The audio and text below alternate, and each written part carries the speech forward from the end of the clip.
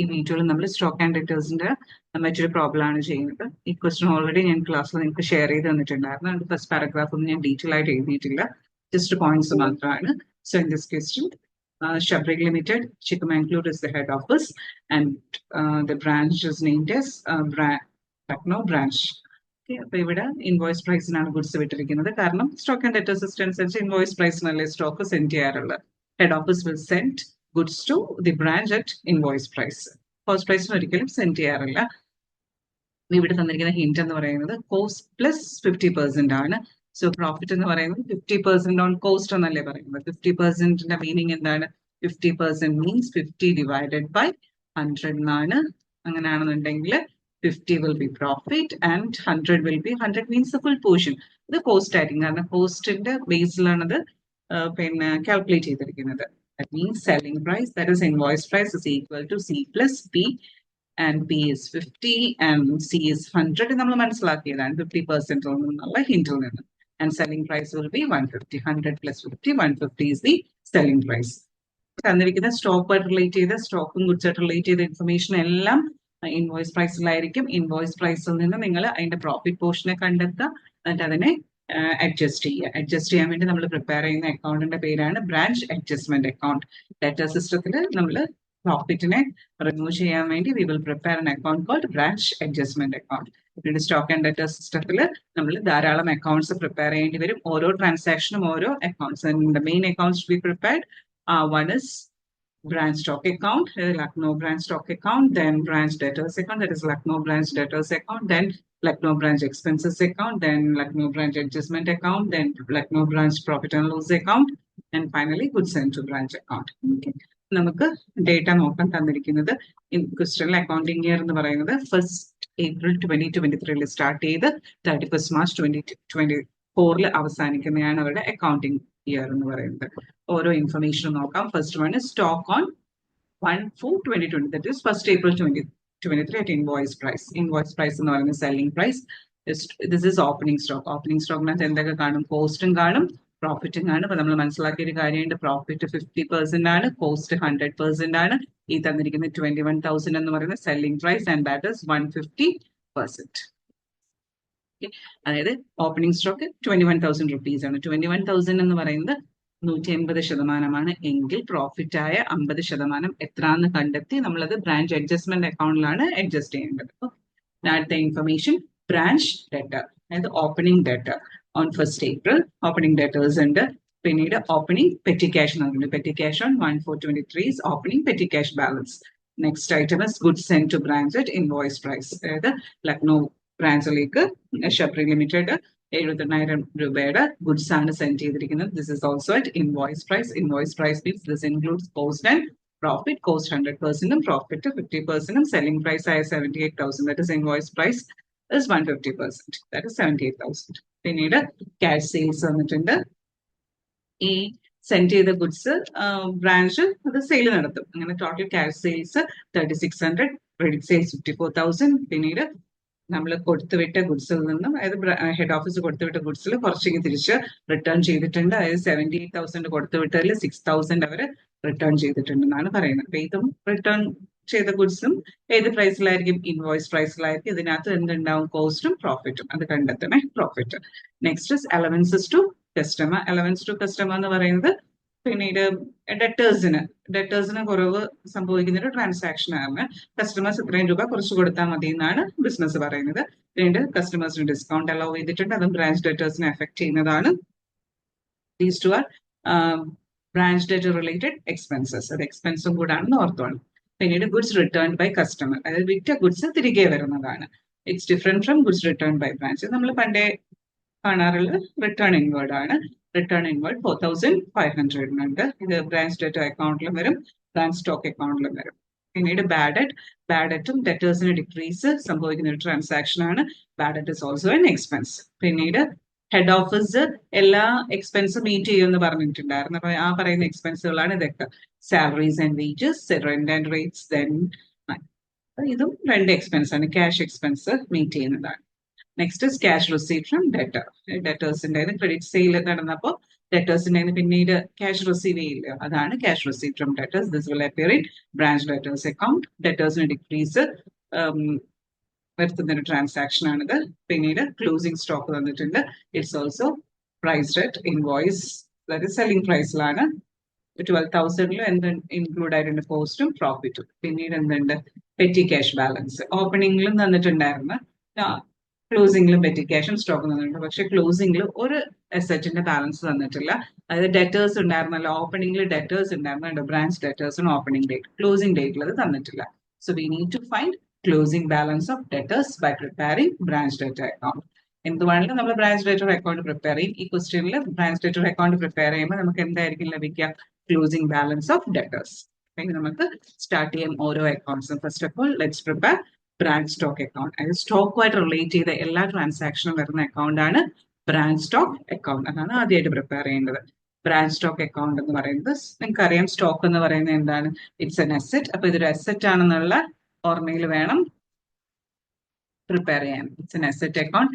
Asset always have debit balance. When asset balance increases, it should be recorded in debit side. When asset decreases, it should be recorded in credit side. The stock in increase in down the transaction and debit side in കാരണം stock asset ആയിട്ട്, സ്റ്റോക്കിന് decrease സംഭവിക്കുന്ന transactions എല്ലാം നമ്മൾ credit സൈഡിലും post ചെയ്യണം. അപ്പൊ ആദ്യം എങ്ങനെ തുടങ്ങേണ്ടത്, asset account always begins with opening balance if any. ഇവിടെ ഉണ്ടല്ലോ സ്റ്റോക്കിന്റെ ഓപ്പണിംഗ് ബാലൻസ് ഉണ്ട്. ആദ്യം എന്ത് ചെയ്താ, balance brought out. This is the first step. ഇത് ഓപ്പണിംഗ് സ്റ്റോക്ക് 21,000. ഫസ്റ്റിൽ തന്നിട്ടുണ്ട് ഓപ്പണിംഗ് സ്റ്റോക്ക് 21,000. ഇത് ഓപ്പണിംഗ് സ്റ്റോക്ക് 21,000. ബ്രാഞ്ചിന്റെ 21,000 റുപ്പീസിന്റെ സ്റ്റോക്ക് ഓൾറെഡി ഇരിപ്പുണ്ട്. ഇത് മാത്രം പോരല്ലോ വിൽക്കാനായിട്ട്. വീണ്ടും ഹെഡ് ഓഫീസിന്റെ കയ്യിൽ സ്റ്റോക്ക് സ്റ്റോറിലേക്ക് വരും. അത് നമ്മൾ റെക്കോർഡ് ചെയ്യുക. അതെന്താണ്, goods send to branch. It should also be recorded invoice price. 78,000 രൂപയുടെ ഗുഡ്സ് വന്നിട്ടുണ്ട്. Goods send to branch at invoice price. Invoice price തന്നെയാണ് ഇവിടെ റെക്കോർഡ് ചെയ്യേണ്ടത്. ഈ ഓപ്പണിംഗ് സ്റ്റോക്കിലും പിന്നെ ഗുഡ്സ് സെൻഡ് ടുലും എല്ലാം പ്രോഫിറ്റ് ഇൻക്ലൂഡ് ആയിട്ട്. പക്ഷെ ഇവിടെ വെച്ച് നമ്മൾ ആ പ്രോഫിറ്റിന് റിമൂവ് ചെയ്യേണ്ട. For that we will prepare another account. ഈ അക്കൗണ്ടിൽ ജസ്റ്റ് ഇൻവോയ്സ് പ്രൈസ് മാത്രം നിങ്ങൾ റെക്കോർഡ് ചെയ്ത് പോയാൽ മതിയാവും. ഇപ്പൊ സ്റ്റോക്കിന് ഇൻക്രീസ് ഉണ്ടാവുന്ന രണ്ട് ഐറ്റവും നമ്മൾ റെക്കോർഡ് ചെയ്തിട്ടുണ്ട്.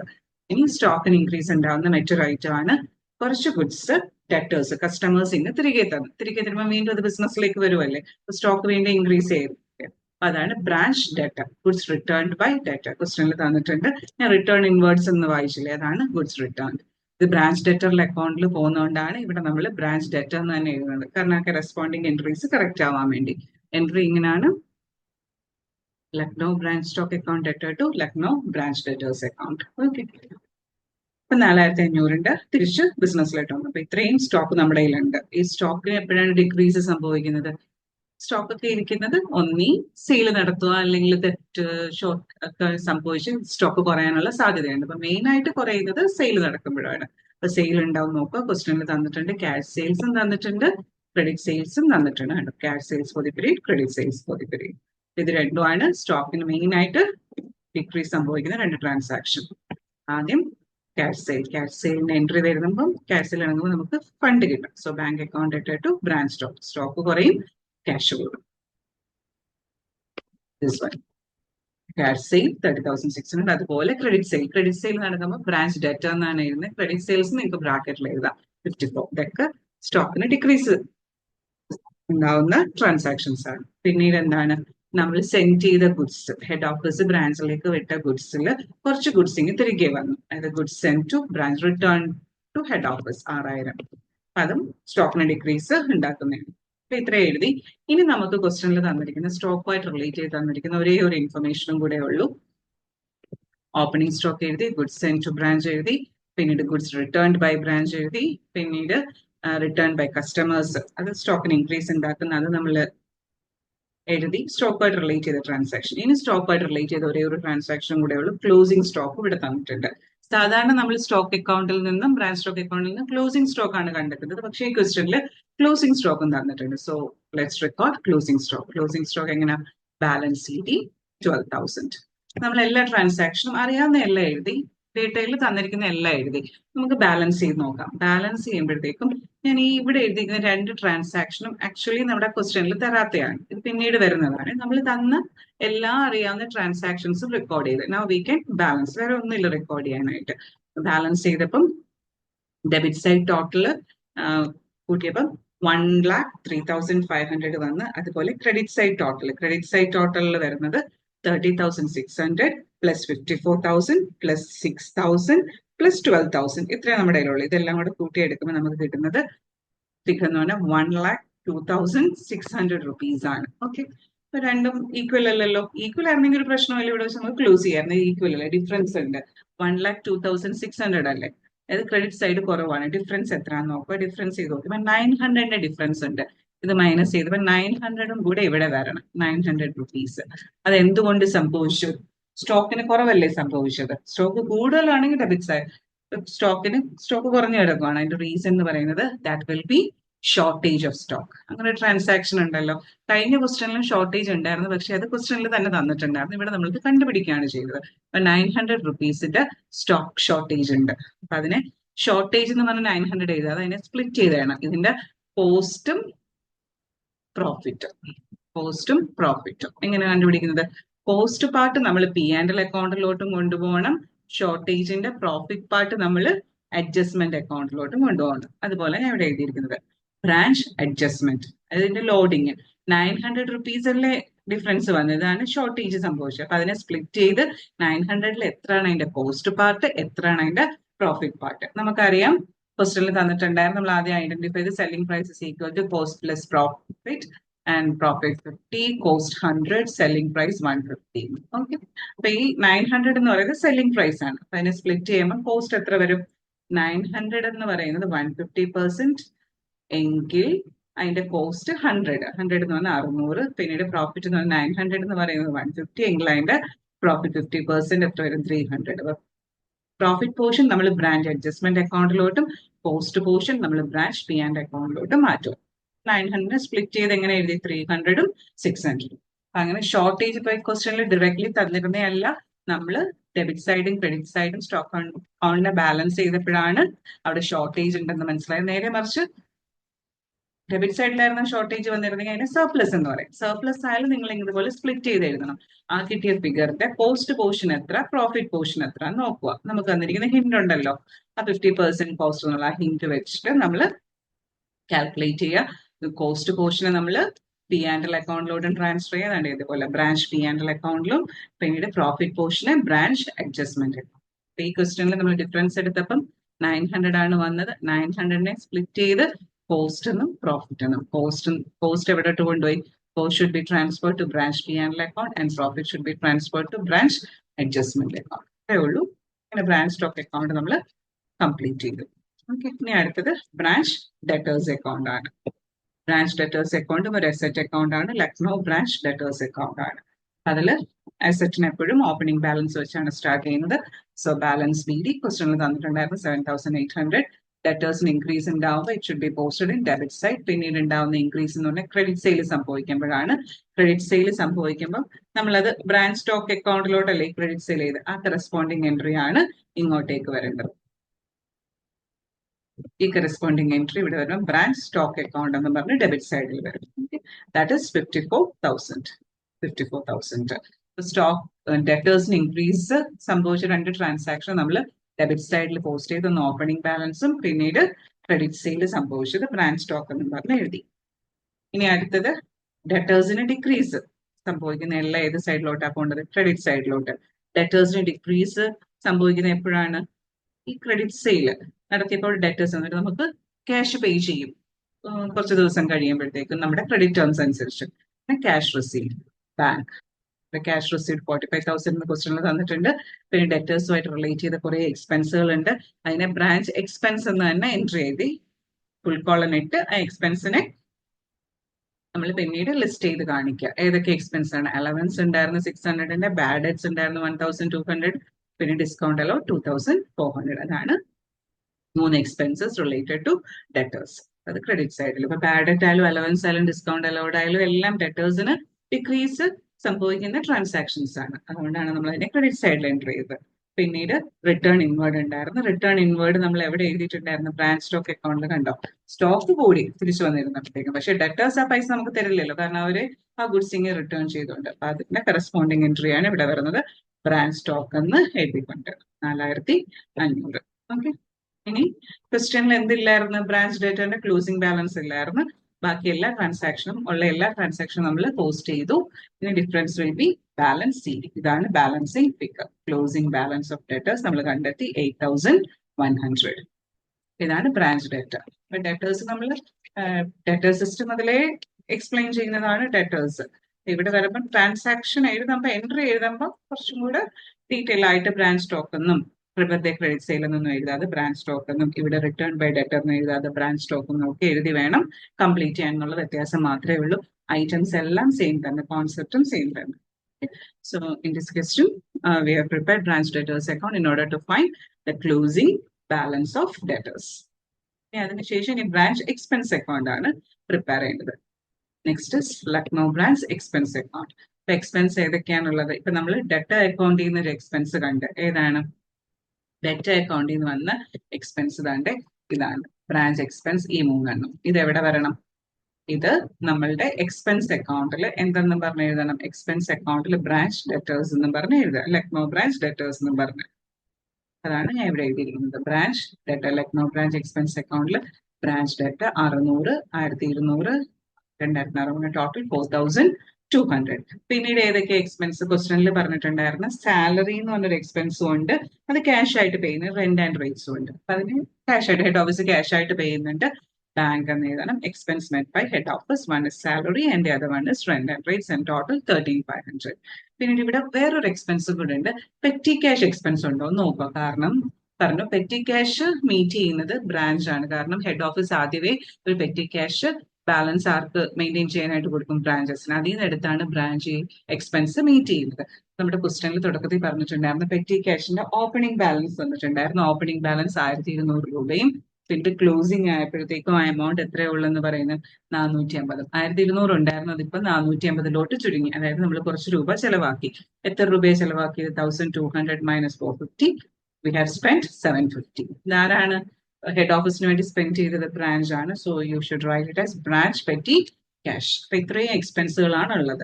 എക്സ്പെൻസുകളെല്ലാം നമ്മൾ ഏത് സൈഡിൽ എഴുതി? Expense always have debit balance, debit സൈഡിൽ എഴുതി. ഏതൊക്കെയാണ്? ഫസ്റ്റ് വൺ ഇസ് ബാങ്ക് എന്നും പറഞ്ഞ് ഹെഡ് ഓഫീസ് കൊടുത്ത റെന്റും സാലറി എഴുതി. പിന്നീട് ബ്രാഞ്ച് ഡെറ്ററുമായിട്ട് റിലേറ്റ് ചെയ്ത എക്സ്പെൻസുകളുണ്ട്, അലവൻസ്, ബാഡ്, ഡിസ്കൗണ്ട് അലൗഡ്. പിന്നീട് പെറ്റി ക്യാഷ് എക്സ്പെൻസും ഉണ്ട്. അതിന് ബ്രാഞ്ച് പെറ്റി ക്യാഷ്, കാരണം ആ ഫണ്ടിൽ നിന്നാണ് നമ്മൾ എടുത്ത് യൂസ് ചെയ്തത്. Branch petty cash 750. അപ്പൊ ഈ 3 എക്സ്പെൻസസും ആണ് ടോട്ടൽ ചെയ്യേണ്ടത്. നമ്മൾ പഠിച്ചിട്ടുണ്ട് all expenses should be close by transferring to profit and loss account. ഈ എക്സ്പെൻസ് എല്ലാം അവിടെ എങ്ങോട്ടേക്കാണ് ക്ലോസ് ചെയ്യേണ്ടത്? Branch profit and loss account 18,450. Okay, അത്രേ ഉള്ളൂ ബ്രാഞ്ച് എക്സ്പെൻസ് അക്കൗണ്ട്. ഇനി അടുത്ത് നമ്മൾ പ്രിപ്പയർ ചെയ്യുന്നത് Lucknow branch adjustment account. Adjustment account എന്തിനു വേണ്ടിയാണ്? നമ്മുടെ സ്റ്റോക്കിലും ഗുഡ്സ് ആൻഡ് ടൂലും ഒക്കെ ഇൻക്ലൂഡ് ചെയ്തിരിക്കുന്ന പ്രോഫിറ്റിനെ അഡ്ജസ്റ്റ് ചെയ്യാനായിട്ട്, റിമൂവ് ചെയ്യാനായിട്ടാണ് ബ്രാഞ്ച് അഡ്ജസ്റ്റ്മെന്റ് അക്കൗണ്ട് പ്രിപ്പയർ ചെയ്യുന്നത്. അത് നമുക്ക് സ്റ്റോക്കുമായിട്ട് റിലേറ്റ് ചെയ്ത് ഉള്ള ഐറ്റം ഇൻവോയ്സ് പ്രൈസിലായിരിക്കും. ആ ഇൻവോയ്സ് പ്രൈസിൽ ഇൻക്ലൂഡ് ആയിരിക്കുന്ന പ്രോഫിറ്റിനെ മാറ്റുക. പ്രോഫിറ്റിനെ മാറ്റാനുള്ള ഹിന്റ് ഒക്കെ നമുക്ക് തന്നിട്ടുണ്ടായിരുന്നു. Post plus 50%. അതിന്റെ meaning in the 50% is profit and 100 will be post and selling price will be post plus profit. That is 100 plus 50. That is 150. Okay. അപ്പൊ ആ കോൺസെപ്റ്റ് അറിയാലോ. ക്ലാസ്സിലും കുറെ തവണ അത് എക്സ്പ്ലെയിൻ ചെയ്ത് വന്നിട്ടുണ്ട്. ഇപ്പൊ ബ്രാഞ്ച് അഡ്ജസ്റ്റ്മെന്റ് അക്കൗണ്ടിൽ ആദ്യം നമ്മൾ ഓപ്പണിംഗ് സ്റ്റോക്കിൽ ഇൻക്ലൂഡ് ആയിരിക്കുന്ന പ്രോഫിറ്റിനെ മാറ്റും. ഇതാണ് നമ്മുടെ ഓപ്പണിംഗ് സ്റ്റോക്ക്. ഓപ്പണിംഗ് സ്റ്റോക്കിൽ ഇൻക്ലൂഡ് ആയി 21,000 ഇൻക്ലൂഡ് ആയിരിക്കുന്ന പ്രോഫിറ്റിനെ മാറ്റണമെങ്കിൽ നമ്മൾ ഏത് അക്കൗണ്ട് ഓപ്പൺ ചെയ്യണം? സ്റ്റോക്ക് റിസർവ് അക്കൗണ്ടിലോട്ട്. ബ്രാഞ്ച് അഡ്ജസ്റ്റ്മെന്റിന്റെ ഏത് സൈഡിലോട്ട്? ബ്രാഞ്ച് അഡ്ജസ്റ്റ്മെന്റ് നിങ്ങൾ പ്രിപ്പയർ ചെയ്യുന്ന 21 പ്രോഫിറ്റ് പോർഷൻ മാത്രം ക്രെഡിറ്റ് സൈഡിലോട്ട് കൊണ്ടുപോകണം. ഇവിടെ അല്ല, നമ്മൾ അതിന് ബ്രാഞ്ച് അഡ്ജസ്റ്റ്മെന്റ് അക്കൗണ്ട് പ്രിപ്പയർ ചെയ്യുന്നു. This is branch adjustment account കേട്ടോ. സ്റ്റോക്ക് റിസർവ്, ലോഡിംഗ് അല്ലെങ്കിൽ പ്രോഫിറ്റ് ഇൻ ഓപ്പണിംഗ് സ്റ്റോക്ക്. അതെങ്ങനെ കണ്ടുപിടിക്കേണ്ടത്? ഓപ്പണിംഗ് സ്റ്റോക്കിന്റെ വാല്യൂ 21,000 എന്നാണ് തന്നിരിക്കുന്നത്. 21,000 എന്ന് പറഞ്ഞാൽ ഇൻവോയ്സ് പ്രൈസ്. ഇൻവോയ്സ് പ്രൈസ് എന്ന് പറയുന്നത് 150% ആണ് നമ്മൾ കണ്ടെത്തിയായിരുന്നു. എങ്കിൽ പ്രോഫിറ്റ് ആയ 50% എത്ര? 21,000 into 50 divided by 150 എന്നാണ് ഇവിടെ എഴുതിയിരിക്കുന്നത്. ഈ രീതിയിലാണ് നമ്മൾ ഹാൻഡ് റിട്ടൺ ആകുമ്പോൾ ചെയ്യുമ്പോൾ എഴുതുന്നത്. 21,000 divided by 150 into 50. So profit included is 7,000. Okay. ഇതുപോലെ എവിടെയും കാണും, ക്ലോസിംഗ് സ്റ്റോക്കിലും കാണും. ക്ലോസിംഗ് സ്റ്റോക്കിലതും റിമൂവ് ചെയ്യുമ്പോൾ ക്ലോസിംഗ് സ്റ്റോക്ക് ബ്രാഞ്ച് സ്റ്റോക്ക് അക്കൗണ്ടിന്റെ ക്രെഡിറ്റ് സൈഡിൽ ബാലൻസ് ഷീറ്റിൽ നിന്ന് എഴുതുക. അതിൽ നിന്ന് പ്രോഫിറ്റിനെ റിമൂവ് ചെയ്യണമെങ്കിൽ എവിടെ വരും? ഡെബിറ്റ് സൈഡിൽ. You need to open stock reserve account. Stock reserve account എഴുതുക loading in closing stock. Closing സ്റ്റോക്കിന്റെ വാല്യൂ ക്വസ്റ്റനിൽ തന്നിരിക്കുന്നത് 12,000 എന്ന്. That is valued at invoice price. Invoice price എന്ന് പറയുന്നത് selling price, it is 150%. Then how much is profit? 50%. അതാണ് ഇത് 12,000 into 50 divided by 150. അതാണ് ഹാൻഡ് റിട്ടേണിൽ ഞാൻ ഇങ്ങനെ എഴുതിയിരിക്കുന്നത്. 12,000 എന്ന് പറയുന്നത് 150% എങ്കിൽ 50% പ്രോഫിറ്റ് എത്രയാണ്? That is 4,000.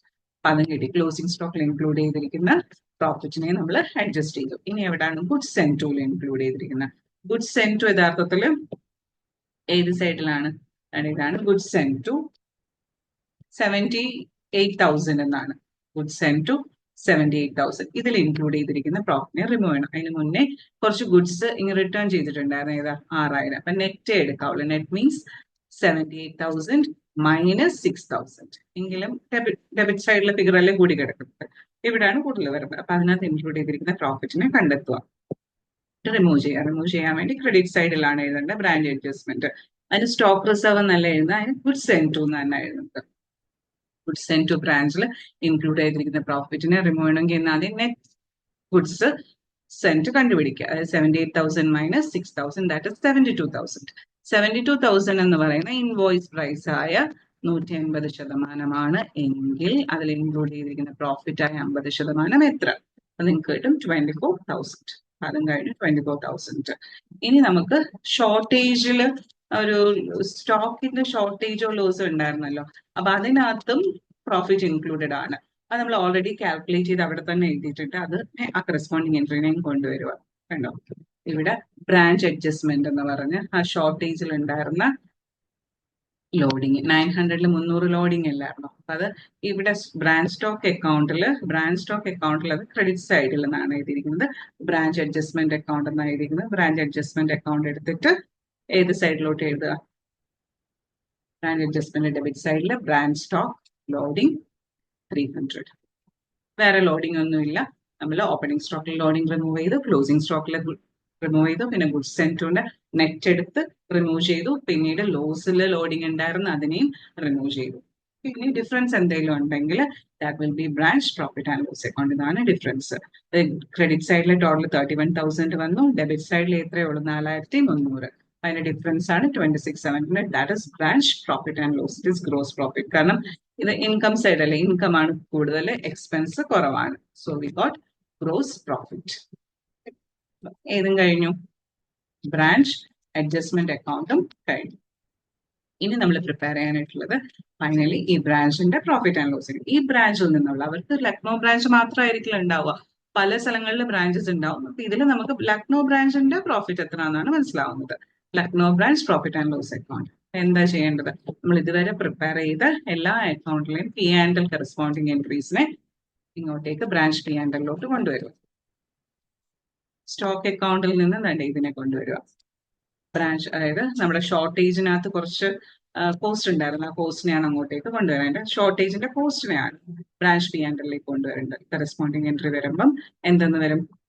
Branch P and L അക്കൗണ്ടിന്റെ ഡെബിറ്റ് സൈഡിൽ എന്തെന്ന് എഴുതണം? Lucknow branch stock account. നമ്മൾ ലക്നോ എന്ന് പേര് കൊടുക്കത്തില്ല, പെട്ടെന്ന് ഈസി ആയിട്ട് എഴുതാൻ വേണ്ടി നമ്മൾ ബ്രാഞ്ച് അക്കൗണ്ട് എന്നാണ് കൊടുക്കുന്നത് കേട്ടോ. Branch stock, cost of shortage 600.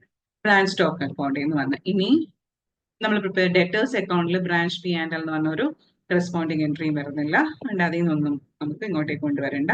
പിന്നീട് ബ്രാഞ്ച് എക്സ്പെൻസ് അക്കൗണ്ടിലുണ്ടല്ലോ ബ്രാഞ്ച് പി ആൻഡ് എൽ, ഇതിന്റെ corresponding entry P and L അക്കൗണ്ടിൽ വരും. എന്തെന്ന് എഴുതണം? P and L account debit സൈഡിൽ Lucknow branch expense account 18,450. Branch expense 18,450. നമ്മൾ ബ്രാഞ്ച് എക്സ്പെൻസ് വരെയാണ് നോക്കിയത്. ഇനി ബ്രാഞ്ച് അഡ്ജസ്റ്റ്മെന്റിൽ പി ആൻഡ് എൽ നിന്നാണ് ഉണ്ടല്ലോ ഗ്രോസ് പ്രോഫിറ്റ് ലഭിച്ചത്. Branch P and L gross profit വെച്ചാണ് എപ്പോഴും പി ആൻഡ് എൽ സ്റ്റാർട്ട് ചെയ്യേണ്ടത്, ഓർക്കണേ. സോറി, ആണ് ബ്രാഞ്ച് പി ആൻഡ് എൽ നമ്മൾ പ്രിപ്പയർ ചെയ്യുന്നത്. Branch P and L gross profit, branch adjustment അക്കൗണ്ടിൽ നിന്നാണ് ഈ ഗ്രോസ് പ്രോഫിറ്റ് വരുന്നത്. ഇത് വെച്ചിട്ടാണ് സ്റ്റാർട്ട് ചെയ്യുന്നത്. ഗ്രോസ് പ്രോഫിറ്റ് വെച്ചാൽ നമ്മൾ എപ്പോഴും P and L account start ചെയ്യുന്നത്. അതിനുശേഷം ബാക്കി അക്കൗണ്ടിലുള്ള പി ആൻഡ് എൽ എൻട്രീസ് എല്ലാം ഇങ്ങോട്ടേക്ക് കൊണ്ടുവരും. ഇത്രയേ ഉള്ളൂ, ഈ മൂന്നെണ്ണേ ഉള്ളൂ. ഡിഫറൻസ് എന്ന് പറയുന്നത് we need to transfer it to general profit and loss account. ഇവിടെ നെറ്റ് പ്രോഫിറ്റ് ആണ് 7,650.